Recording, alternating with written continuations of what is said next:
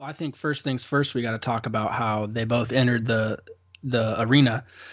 Tyson Fury, Yes, of course, entering, getting carried by several men on a throne. I think that was it was pretty. That actually a was, woman. oh, was it women? Speculation is that there were I'm tiny midgets under the throne carrying it to help Is it? support the women carrying. really. Thanks. I didn't hear Were all you this. part? I didn't hear Jen all was this one of the midgets, rumor. is why. That's funny. I'm 5'10", Ross. I'm not a midget. Okay, not even 6 foot. Weak. Uh, I thought Deontay Wilder's I thought his getup was pretty cool too with the all black everything. The Look kind face of mask heavy. was looking sweet. well, it, Um it looked good, but we'll get to that point in a sec, though, being that it might not have been the best for his performance, or at least I according to him. might not have been the best call in the long run, right? Who would have known that that could have been a deciding factor possibly. So to the fight we go. Fury came out absolutely dominated from the beginning to the very end. I don't think anybody expected it to go the way that it went. Everybody kind of figured that Fury might be the better boxer technically, but Hmm. just that one punch fear of Wilder, I don't think anyone really, I don't think anyone really thought that Fury was going to be the one to end it as quickly as he did. I don't think so. That guy, he came out swinging, and he was just balls to the walls for all 7 rounds that this fight lasted. It was really similar to the 12th round of their first fight, how he was just all out after he got out for the knockdown, and then he just kind of went all out and pushed the fight. That's exactly what he did for 7 rounds over on Saturday night. And you know what? I think coming from that first fight, taking that huge shot and getting up from that, I think that worked wonders for his mentality for this fight. He Yeah, took the hardest shot that Wilder had, got up from it. What's left to fear at that point?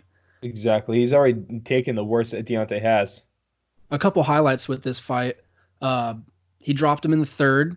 It was a huge drop. I do believe, was it the second or third round? I think it was the third round. His Wilder's Third eardrum round, was he already gets his popped, eardrum Yeah, popped. and it was visibly bleeding in the corner. it was bleeding bad. It was And bad. then the other thing that was crazy was you could visibly tell that he lost his equilibrium. He couldn't really balance. Hmm. When the exchanges started happening in the next few rounds, you could just tell that something was off with him. And the announcers went in great detail with talking about how when you damage, your eardrum, your equilibrium is lost a little bit, and you're not going to be able to have the same type of balance that you normally would have. Man, it was So that I balance, but also that after that first knockdown, his legs were stiff. He right. was not moving well. Right. And so I mean with this fight, Fury won every single round. There was nothing up for discussion. The only round that might be up for Maybe debate is the two. second round. Yeah, Because I do believe Wilder outstruck him in that round. he did. That was the only round in which he did do that. Right. And so another thing too is just the eye test, man. Looking at this fight, Fury, he beat the heck out of this guy. I mean, seriously. At one point he was licking the blood off of Wilder. I mean, I remember we were debating on Saturday night. Did you think you really made contact? I personally think he made contact. I think he did when I first saw it, I thought he was just doing the whole weird tongue flippy thing like Tyson Fury would do, but that guy was literally licking the blood off of Wilder. Yeah, I don't know. I that's just watched the strange. video today, and it looked like his tongue was close, but I don't think he actually touched.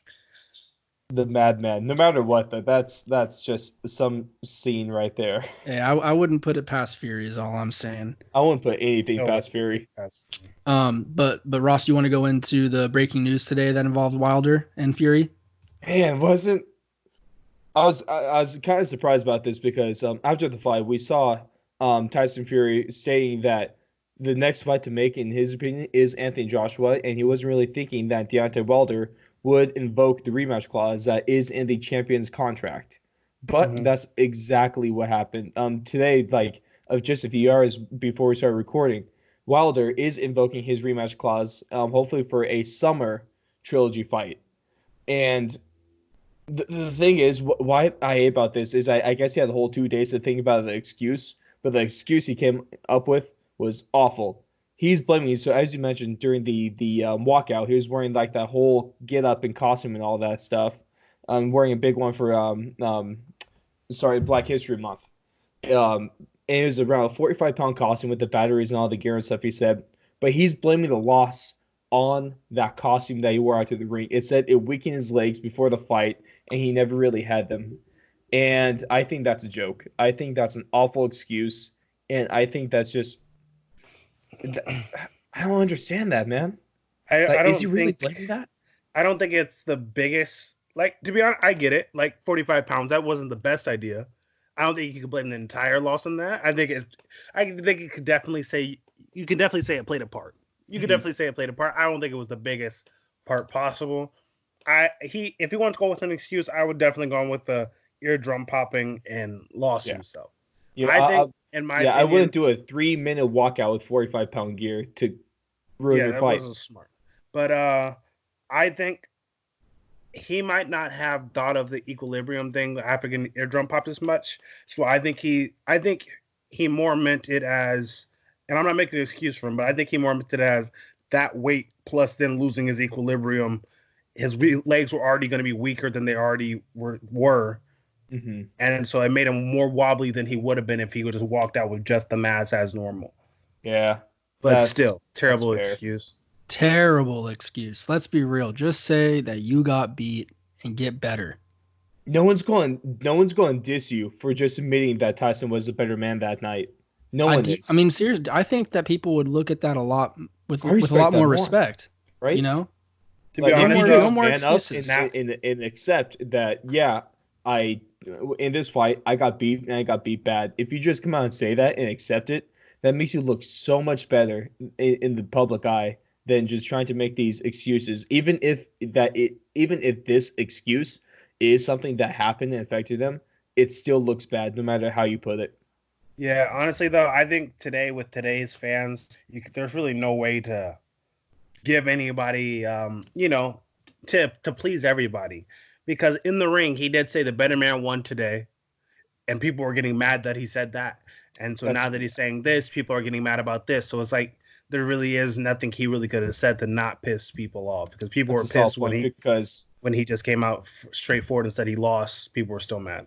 No matter what you say, sports fans are awful, awful hypocrites, and they're all fickle, and we all are awful people. No matter what. And they all lost a lot of money too, so they're gonna be pissed. That's even more mad. The interesting about this thing, I think we could have all seen coming, especially after his corner threw in the towel, kind of against Deontay Wilder's wills. He's going to be making some personnel and strategy changes to his team before the next fight. And I'm interested to see on how that works out for him. Obviously, he needs a strategy change because whatever strategy he had did not work in that fight, and he didn't like what his personnel was doing in his corner. I think he needs a new defensive boxing coach. New defensive boxing coach? Yeah, his defense is terrible. Well, his defense has always been terrible, but it's always been that way kind of because he wants people to feel like they can just loosely throw at him to allow him to get that big shot off, because it's kind of hard not to see the guy you're fighting have his hands down and you're landing shots and you not, kind of relax a little bit and put your hands down too. So I kind of get what he goes for when he does that, but against a technical fighter like Fury, that's just not going to work out. Exactly. But all in all, honestly, I thought it was a superb fight. I was highly entertained by that. And I would just like to point out that I was almost 100% accurate with my prediction. I said 8th round TKO. I'm just pointing out there again. I know you guys heard it all, but I just like to reiterate that, I'm a genius.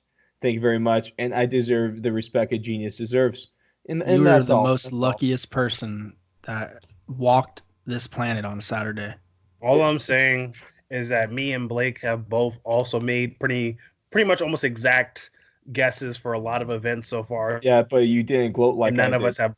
Exactly, none of us is gloated except you. We might have to start keeping track after this one because it's getting ridiculous. I'm okay with that because we can just track how many times I'm right.